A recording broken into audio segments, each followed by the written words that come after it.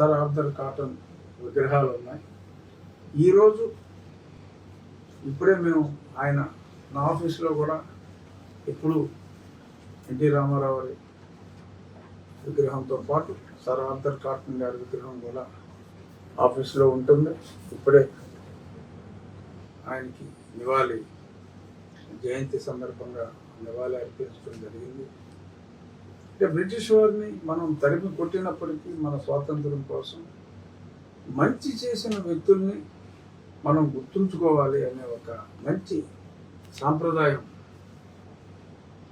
మన తెలుగు ప్రజలు, ముఖ్యంగా మా గోదావరి జిల్లా ప్రజలు.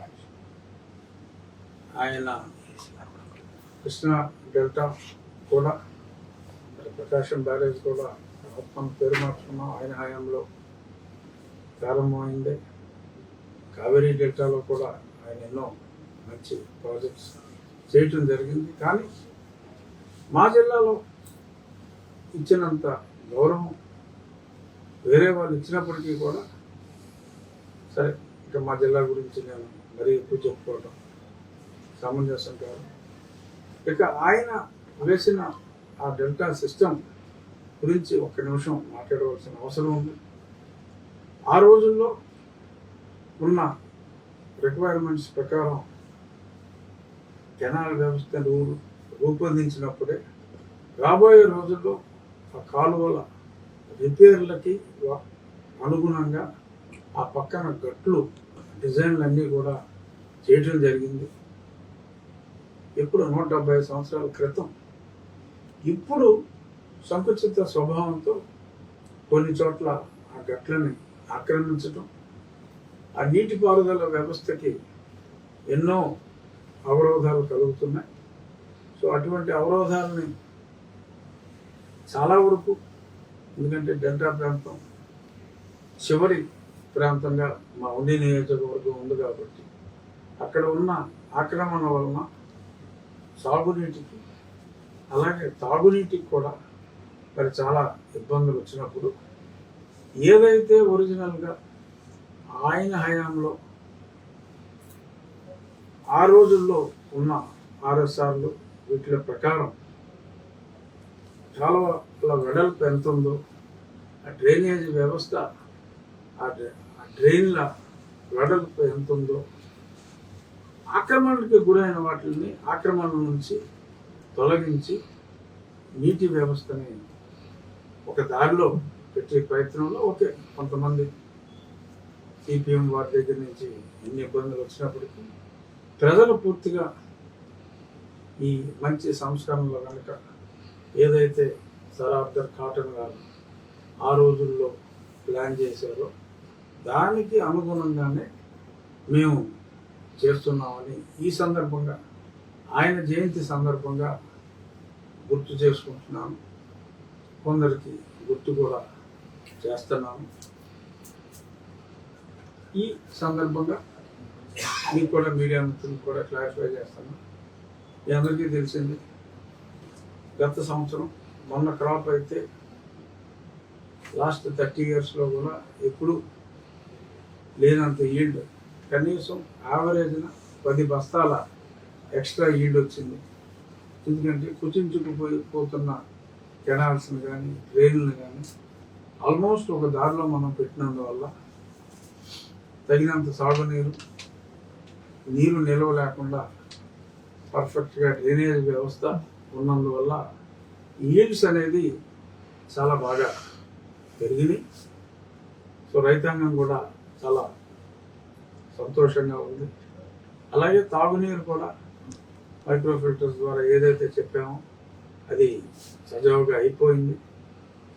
ఇక ఈరోజు నేను షేర్ చేసుకోవాల్సిన ఒక మంచి గుడ్ న్యూస్ ఏంటంటే, ఏనాడు కమిషనింగ్ స్టేజ్లోనే సంధికొట్టిన ఆ పరిమళ వాటర్ స్కీమ్ వెంకయ్య గారి మీద సుమారు 35 హ్యాబిటేషన్ల వరకు అది ఎంతో ఉపయోగం. డైరెక్ట్గా గోదావరి నుంచి మనకి నీళ్ళు అందే పర్ఫెక్ట్గా రెడీ అయినట్టుగానే ఇంజనీర్స్ చెప్పారు. రేపు జూన్ 1వ వారంలో లేదా 2వ వారంలో కాలువలో వదులుతారు. వదిలిన వెంటనే ట్రయల్ నిర్వహించి ఆల్మోస్ట్ 50% మన నియోజకవర్గంలో డైరెక్ట్గా నీటి వ్యవస్థని, మంచినీటి వ్యవస్థని సరిచేసాం. ఇంకా స్వచ్ఛమైన నీరు ఏదైతే మన పవన్ కళ్యాణ్ గారు ఓపెన్ చేసి డైరెక్ట్గా విజయశ్రవం నుంచి వాటర్ స్కీమ్ తీసుకురావాలనుకున్నారు, అది మొత్తం 3 జిల్లాలకి. ఇది మన పరిమళ నుంచి మన ప్రాంతానికి అక్కడ జనసేన ఎమ్మెల్యే గారు ప్రాతినిధ్యం వహిస్తున్న ఉంగుటూరు నియోజకవర్గంలో 6 మేజర్ పంచాయతీలకి, అలాగే మన ఉండి నియోజకవర్గంలో సుమారు 35 హ్యాబిటేషన్లకి ఖచ్చితంగా అతి స్వచ్ఛమైన గోదావరి జలాలు మనకి లభ్యం అవుతాయి. ఇదంతా కూడా ఆ రోజు వేసుకున్న, అంటే కాటన్ గారి టైంలో తవ్విన ఆ కెనాల్స్లో ఇంటిగ్రేషన్ అయిన నెట్వర్క్ కాబట్టి ఈరోజు కాటన్ గారి జయంతి సందర్భంగా దాని గురించి కూడా మనం మాట్లాడుకున్నాం. ఇక నిన్న మీరందరూ ఉన్నారు, నా పుట్టినరోజు. నన్ను పుట్టినరోజు ఒకటే 5 ఏళ్ళు పూర్తయింది. సరే, పుట్టినందుకు కాదు కానీ సరే, అభిమానులు కోరుకున్నదా పుట్టినరోజు కొంచెం వేడుకగానే జరుపుకోవటం జరిగింది. ఆ సందర్భంగా మిత్రులు ఏదో తులాభారం అని చెప్పి కొన్ని కాయిన్స్ ఇప్పుడే చూపెట్టాను. ఆ కాయిన్స్ని మన ఆకివీడు రామాలయానికి చేర్చడం, అదే ఆ అకౌంట్లో జమ చేయడం జరుగుతుంది. సుమారు బరువు ప్రకారం సుమారు 48,000 రూపాయలు కాయిన్స్ వచ్చినాయి. అది కూడా రామాలయ అకౌంట్లో జమ వేయడం జరుగుతుంది. పనులు వేగంగా జరుగుతున్నాయి. Ground level, below the ground level concreting పనులు ప్రారంభమయ్యాయి. 4 రోజుల్లో ఆ కృష్ణ శిల మనకు కావాల్సిన షేప్ ప్రకారం వివిధ అంతస్తుల వారీగా, అంటే భూమి లెవెల్లో ఒకటి, స్వప్రాకారానికి ఒకటి, అలా దానికి అనుగుణంగా తయారీ జరుగుతుంది.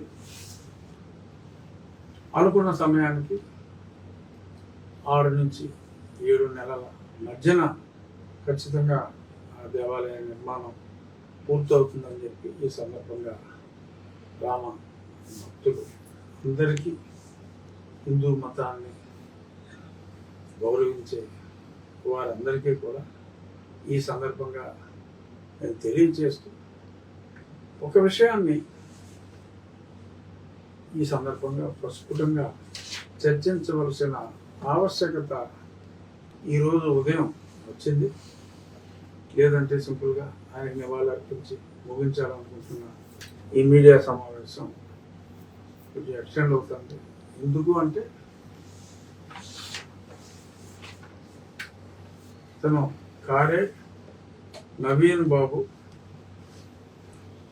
ఇతను విస్సన్నపేట, అంటే తిరువురు నియోజకవర్గంలోని విస్సన్నపేట మండలంలో converted Christian from perhaps SC community. అతను రాసింది ఏంటంటే, చూపిస్తాను కూడా, ఆఫ్టర్ ఆల్ ఒక్క ఎమ్మెల్యేకి, అది కూడా ప్రభుత్వం సపోర్ట్ లేని ఎమ్మెల్యేకి రాష్ట్రంలోని క్రైస్తవులంతా భయపడుతున్నారా? ఇలాగ సీరియస్ మార్క్ బొమ్మ. ఇది సిగ్గుపడాల్సిన విషయం. ఆ నియోజకవర్గం క్రైస్తవులు తలుచుకుంటే మట్టిలో కలిసిపోతాడు.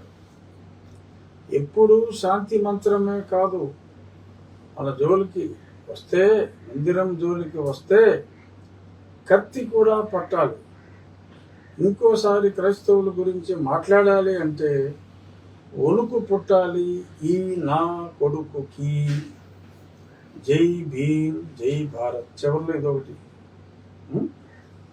సో వాడి కత్తి ఇది.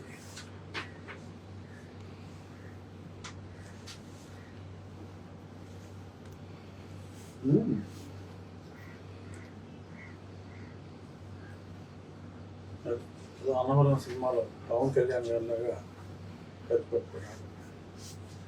సో ఇతను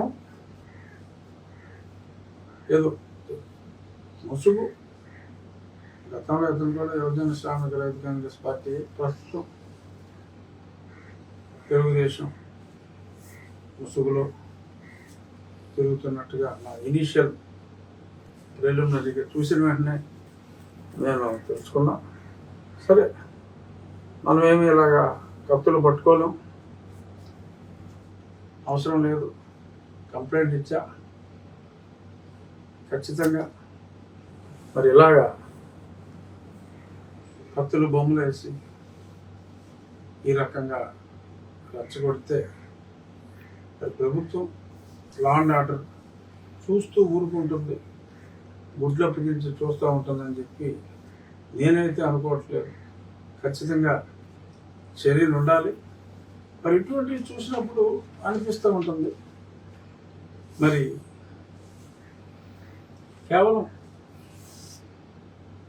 రికార్డులో 2%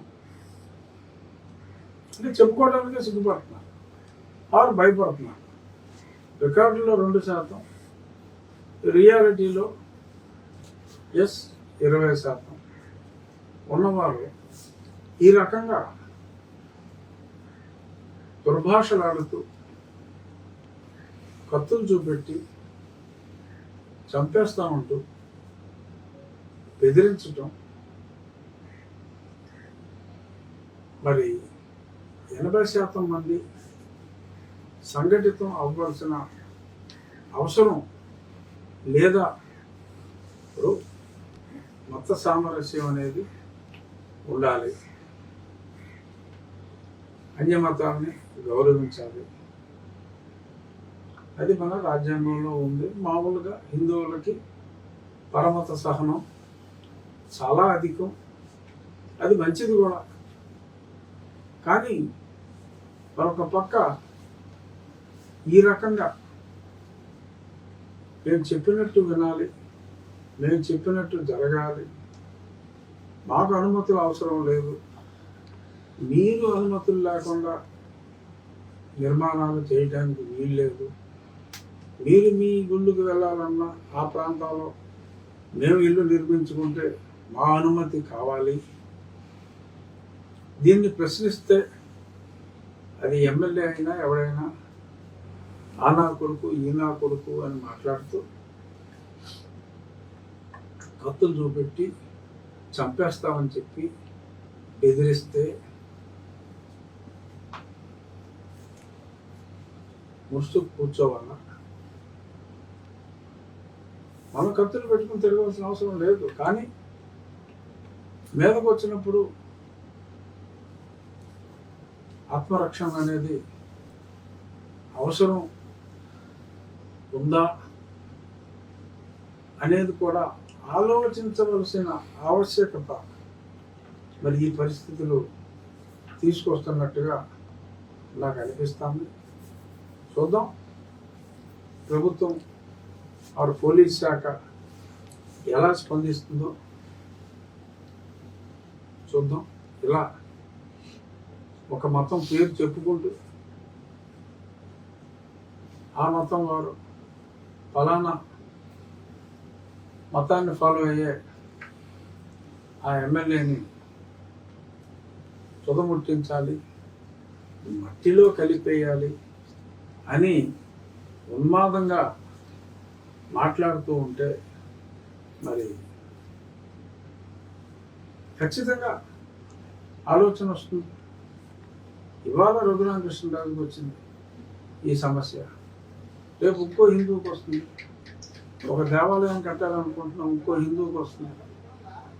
అక్కడితో ఒక దేవాలయాన్ని దర్శించుకోవాలనుకుంటున్నా మరొక హిందువుకి కూడా ఈ సమస్య రావచ్చు. మరి నేను బెదరకపోవచ్చు కత్తిని చూసి. మరి చాలామంది భయపడే ప్రమాదం ఉంది. మరి అటువంటి ప్రమాదాలని నివారించాలి. మీరు భయపడొద్దు అనే ధైర్యం ఇవ్వడానికి ప్రభుత్వం ముందుకు రావాలి. మరి ప్రభుత్వం ఒకవేళ ఓట్ల కోసము మరింత కోసము ముందుకు రావడానికి ఆ 20% ఓట్లే మనకు చాలు, ఈ 80% వాళ్ళు గొర్రెలు మనకి ఇంటి తిరిగి ఓటేస్తారు, ఆ 20 కూడా తెచ్చేసుకున్నాం అని అనుకుంటారా? ఎక్కడానికి 50 ఒకటే చాలు, 80 కూడా. మరి ఏమిటి రియాక్షన్ అనేది ఖచ్చితంగా నేనైతే కంప్లైంట్ ఇచ్చాను. వారు నాకు రక్షణ ఇస్తారా? ఇటువంటి వాళ్ళని అరికట్టి, లేదు హిందువులు మీరే రక్షించుకోండి అని చెప్తారా అనేది నాకు కొంచెం I got irritated this morning when I read that article. I got irritated. ఎంత ధైర్యం ఉండాలంటే ఈ రకంగా మాట్లాడటానికి. ఓపెన్గా ఒక రాజ్యాంగబద్ధ పదవిలో ఉన్న వ్యక్తిని మట్టిలో కలిపేస్తాను, నరికేస్తానని చెప్పి ఏదో కత్తి పెట్టి ఫోటో చూస్తాడా? అది చూస్తా ఊరుకుంటారా? వాళ్ళని కొంతమంది సమర్థిస్తారా? చూద్దాం. మనల్ని మనం రక్షించుకోవాల్సిన భగవంతుని, అంటే అన్ని మతాలకి భగవంతుడు ఉంటాడు. మన హిందూ మతంలో మనకు నచ్చిన మన హిందూ దేవుళ్ళని, వారికి దేవాలయాన్ని నిర్మించుకోవాలన్నా, వారి గురించి మాట్లాడాలన్నా, రాజ్యాంగంలో ఉన్న కొన్ని ప్రొవిజన్స్ని, అవి రాజ్యాంగంలో ఉన్నంత వరకు మనం వాటిని గౌరవించాలి అని మాట్లాడటం. అలా మాట్లాడితే ఆర్టికల్ 341ని రాజ్యాంగంలో అది ఉన్నంత వరకు మనం దాన్ని గౌరవించాలి. రేపు మారిస్తే అది వేరే విషయం. దాని గురించి మాట్లాడటమే పాపం అన్నట్టుగా మరి బ్లూకోట్లు వేసుకుని బజార్లంతా తిరుగుతూ, చర్చిల్లో మీటింగులు పెడుతూ తిరుగుతున్నారు. ప్రభుత్వ అధికారి కూడా ఉన్నాడు అందులో. బరితెగించి తిరుగుతూ ఉన్నా, గుడ్లప్పు దించి చూస్తున్నారు. మరి ఎందుకు అలా గుడ్లప్పు దించి చూస్తున్నారు నాకు తెలియదు. మరి వారు మాట్లాడే రాజ్యాంగ వ్యతిరేక చిన్న స్పీచ్ ఒకటి ఇప్పుడు చూపిస్తా. చూపించిన తర్వాత దాని మీద కాసేపు మాట్లాడదాం. లేదు రాబోయే ఎన్నికల్లో క్రైస్తవుల్ని దళితులుగా చేయడానికి ఎవరైతే ముందుకు వస్తారో, దళిత వాడాన్ని ఎవరైతే పంచాయతీలు చేస్తారో, ఆ దళిత వాడికి 2 కోట్లు ఏటా ఎవరైతే ఇస్తారో, మా పిల్లల బంగారు భవిష్యత్తుకి ఎవరైతే బాటలు వేస్తారో వారికి మాత్రమే ఓటు వేస్తాము. జై భీమ్. ఏంటి ఏమన్నాడు ఆయన? పివి సునీల్ కుమార్ గారు ఎవరైతే దళిత క్రైస్తవుల్ని కూడా దళితులుగానే గుర్తిస్తారో వారికే మేము ఓట్లు వేస్తాము అంతేనా? ఇప్పుడు రాజ్యాంగంలో 341 గురించి స్పష్టంగా మనం ఇంతకుముందు చాలాసార్లు మాట్లాడుకున్నాం ఈ నెల రోజుల్లో. రాజ్యాంగంలో ఆర్టికల్ 368 ప్రకారం రాజ్యాంగ సవరణ చేసుకోవచ్చు. దానికి కూడా ఒక ఆర్టికల్ ఉంది. బట్ ఆ సవరణ చేసేదాకా రాజ్యాంగాన్ని గౌరవించవలసిన బాధ్యత మన అందరి మీద ఉంది. అదే విషయాన్ని మనం తెలుసుకోవాలి. ఇప్పుడు ఆయన ఏమంటున్నారు? బ్లాక్మెయిల్. ఇది బ్లాక్మెయిల్. మాకు ఇలా చేస్తేనే మేము మీకు ఓట్లు వేస్తాం అంటే ఒక దళిత హిందువులకు ఉద్దేశించిన ఒక రాజ్యాంగ సూత్రాన్ని మార్చివేయాలి అని మాట్లాడుతూ ఆ దళిత సోదరులకి అన్యాయం హిందూ సోదరులకి అన్యాయం జరిగే విధంగా మాట్లాడుతున్నాం. ఎనీ పొలిటికల్ పార్టీ రిజిస్ట్రేషన్ అయినప్పుడు రాజ్యాంగాన్ని మేము అనుసరిస్తాము అని ఒక ప్రమాణం లాంటిది కూడా ఉంటుంది. అది అండర్టేకింగ్ ఇస్తేనే పొలిటికల్ పార్టీ రిజిస్ట్రేషన్ అవుతుంది. సో ఒకసారి రాజ్యాంగానికి అనుగుణంగా ఉంటాము అని ఉన్నప్పుడు ఇటువంటి వాగ్దానాలు పొలిటికల్ పార్టీస్ చేయలేవు, అంటే చేయకూడదు. చేస్తే పార్టీ రిజిస్ట్రేషన్ రద్దు అవుతుందా అంటే అటువంటి సంఘటనలు ఇప్పుడు దాకా జరగల. మరి వారి ఉద్దేశం, మరి గతంలో వైఎస్ఆర్ ప్రభుత్వం అసెంబ్లీలో ఒక రిజల్యూషన్ పెట్టింది, కేంద్రమా దీన్ని కన్సిడర్ చేయండి అని. అలాగే తెలుగుదేశం ప్రభుత్వం కూడా గతంలో తీర్మానం ప్రవేశపెట్టి పంపించారు దీన్ని కన్సిడర్ చేయమని. మరి ఇప్పుడు సునీల్ కుమార్ గారు మరి ఆ రెండు ప్రభుత్వాలు చెప్పినాయి కాబట్టి ఇద్దరికి ఓట్లేమన్నా లేదు, మళ్ళీ ఎవరైనా చెప్తే ఫ్రెష్గా చెప్తే వారికే ఓట్లేమన్నా.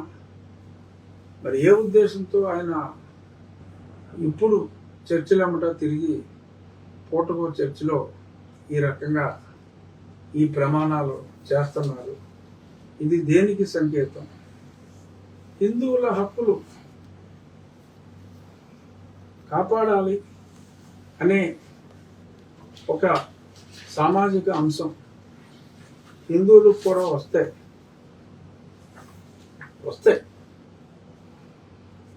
ఇలాగే ప్రమాణాలు చేస్తే దేవాలయాల్లో మన హిందువుల హక్కుల్ని పరిరక్షించే పార్టీకే మనం ఓట్లు వేద్దాం. అంటే రాజ్యాంగాన్ని పరిరక్షించే పార్టీకే మనం ఓట్లు వేద్దాం. రాజ్యాంగాన్ని మారుస్తాం అని 20% ఓట్ల కోసం ఆశపడే వారికి కాదు, రాజ్యాంగాన్ని ఉన్నట్టుగా రాజ్యాంగం హిందువులకి ఇచ్చిన హక్కుల్ని ఉన్నట్టుగా పరిరక్షిస్తాం అని హిందువులు సాటి హిందూ సోదరుల కోసం, దళిత హిందూ సోదరుల కోసం, మనం రేపు రాబోయే రోజుల్లో దేవాలయం కట్టుకుంటానంటే ఇటువంటి కార్య నవీన్లు వీళ్ళందరూ కత్తులతో నరకటానికి ముందుకొచ్చే పరిస్థితులున్న ఈ పరిస్థితుల్లో మన రక్షణ కోసం ఏ ప్రభుత్వం ముందుకు వస్తుందో, ఎవరైతే మన 80% మందిని ఆ 20% కత్తులు తీసుకుని నరకడానికి వచ్చే వాళ్ళ నుంచి కాపాడటానికి ముందుకు వస్తుందో వారికే ఓట్లేస్తాం అని మాట్లాడుకుంటే ఎలా ఉంటుంది? ఏది కరెక్ట్ కాదు. నేను చెప్పి వాళ్ళు మాట్లాడింది కరెక్ట్ కాదు. బట్ అలా మాట్లాడుతున్నప్పుడు వారిని చూసి అచేతనంగా ఉండే పరిస్థితులు ఉంటే మనలో చైతన్యం రాకుండా ఉంటుందా? ఈ ఆలోచన నాకు అనిపించింది. ఇది కరెక్ట్ కాదు. ఖచ్చితంగా ఏదైనా ఆదిలోనే ఇటువంటి ఉన్మాద స్థితిని అణిచివేయవలసిన అవసరం ఉంది. చూద్దాం ఈ వ్యక్తి మీద, ఇటువంటి వ్యక్తుల మీద ఇప్పుడు అతను చేసిన వీడియోని సమర్థిస్తూ నీలి కోటు వేసుకున్న వారు ఏమేమి మాట్లాడతారో, ఎలా బజార్లు ఏమిటా పడి ప్రభుత్వ ఉద్యోగిగా ఇంకా ఉంటూ మరి బజార్లు ఏమిటా పడి రాజ్యాంగానికి వ్యతిరేకంగా ఇప్పుడు 16,000 పంచాయతీలు ఉన్నాయి. 16,000 పంచాయతీల్లోనూ ఉన్న దళితులకి 16,000 దళిత పంచాయతీలు పెట్టి ఒక్కో దళిత పంచాయతీకి 2 కోట్ల చొప్పున 32,000 కోట్లు ఇస్తే అసలు ఉన్న పంచాయతీరాజ్ బడ్జెట్ అంతా మొత్తానికి వీళ్ళకి సెపరేట్ చేసి 32,000 ఇస్తేనే మేము ఓట్లేస్తాము అని బరి తెగించి ప్రభుత్వ జీతం తీసుకుంటూ ఇంకా సరే 6 నెలల నుంచి జీతం ఇస్తున్నారు లేదో నాకు తెలియదు, సస్పెన్షన్లో ఉంటారు. బట్ ఇంకా ఉన్నప్పుడు సరే నా కేసులో అతను ఏమన్నా ఉన్నాడు, సరే అతను నాకు ఇంకా పెద్దగా చర్యలు ఇంకా ఏదో ఒకసారి చూపుగా పిలిచారు అనేది నేను మొన్న చెప్పాను. సో కాబట్టి మళ్ళీ దాని గురించి ఎక్కువగా మాట్లాడుకోవాల్సిన అవసరం లేదు. కానీ మరి ఈ రకంగా వ్యక్తులు మాట్లాడుతూ ఫలానా కులం వ్యక్తినే నేను ఈసారి ముఖ్యమంత్రి చేస్తా అని మాట్లాడుతున్నప్పుడు మంచితనం మంచిదే, కానీ మంచితనం ప్రజలు మెచ్చుకునే రీతిలో ఉండాలి, కానీ పరిహసించే స్థాయికి ఉండకూడదు అని మరి అనిపిస్తుంది. అఫ్కోర్స్ నేను ఎవరిని కామెంట్ చేయట్లేదు.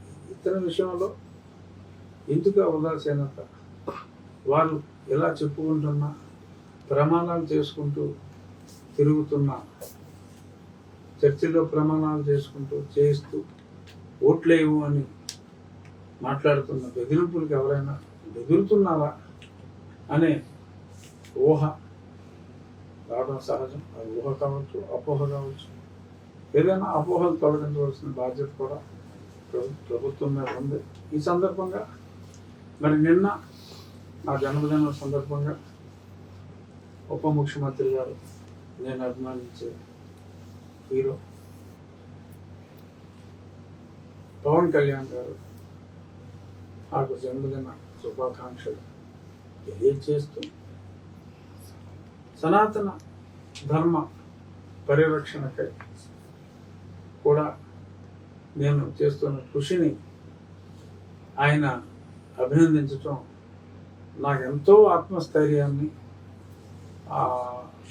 సనాతన ధర్మం గురించి మరి ఆయన ఎంతో కష్టపడుతున్నారు.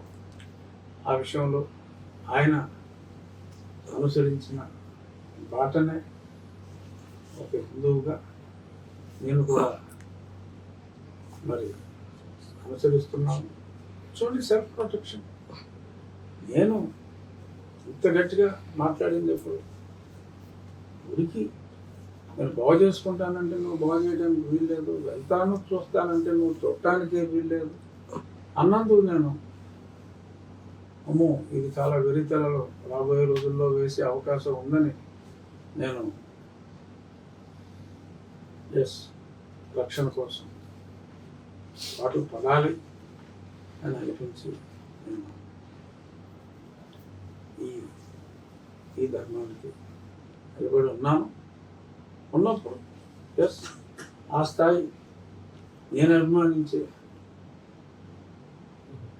నాయకుడు, కథానాయకుడు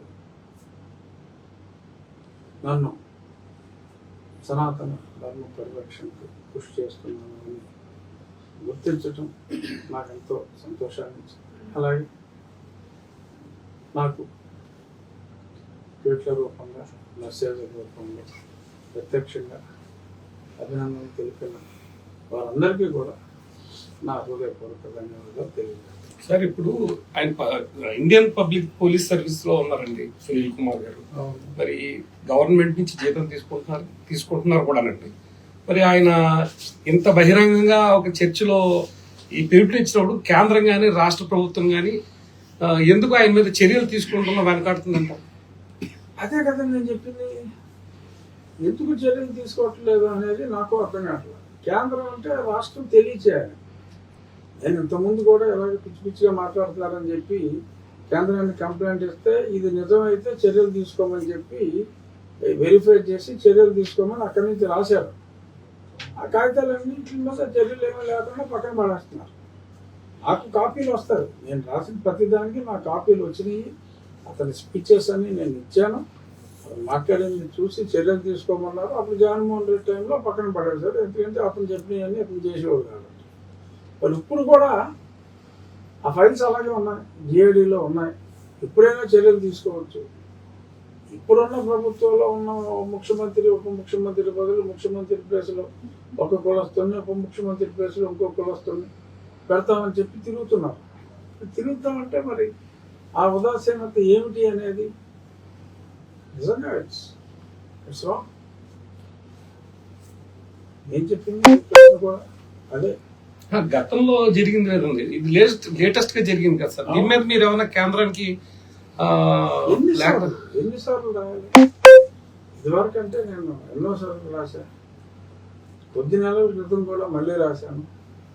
ఎందుకంటే నేను ఆల్ ఇండియా సర్వీస్ ఆఫీసర్, అక్కడ రాస్తాం, అక్కడి నుంచి ఇక్కడికి వస్తుంది. వీళ్ళు చర్యలు తీసుకోవాలి. ఉదాసీనత వహిస్తున్నారు.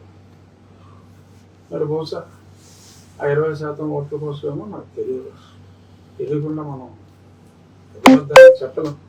బట్ ఏది ఏమైనా రాజ్యాంగాన్ని మనం ఫాలో అవ్వాలి. వారికి మెజారిటీ వచ్చినప్పుడు మార్చుకోవాలి అని, అది మార్చాలి అని చెప్పి దేశంలో ఉన్న పార్లమెంటేరియన్స్లో 3వ వంతు ఆ డెసిషన్కి వస్తే, సునీల్ కుమార్ 4 చర్చలు ఉంటా తిరిగి ఆంధ్రప్రదేశ్లో ఎవరో కొద్దిమంది ఓట్లు వేసినంత మాత్రాన ఇది భారతదేశ స్థాయిలో తీసుకోవాల్సిన చట్టం. ఇది ఒక రాష్ట్ర స్థాయిలో రాజ్యాంగాన్ని ఎవరో మార్చలేరు. ఇది దేశ స్థాయిలో జరగాలి. సో దేశ మనం పాటించవలసిన అవసరం ఉంది. ఆ సమయం మనం పాటించకుండా ఎవడో రిఫ్రాఫ్ వాగాడంటే అది వేరే విషయం. బట్ ఒక బాధ్యత గల పదవిలో ఉన్న వాళ్ళు మరి ఈ రకంగా మాట్లాడినప్పుడు అచేతనంగా ఉండిపోవటం, అది చూస్తూ ప్రజలు కూడా అచేతనంగా ఉండలేమో అని నేను అనుకుంటున్నాను.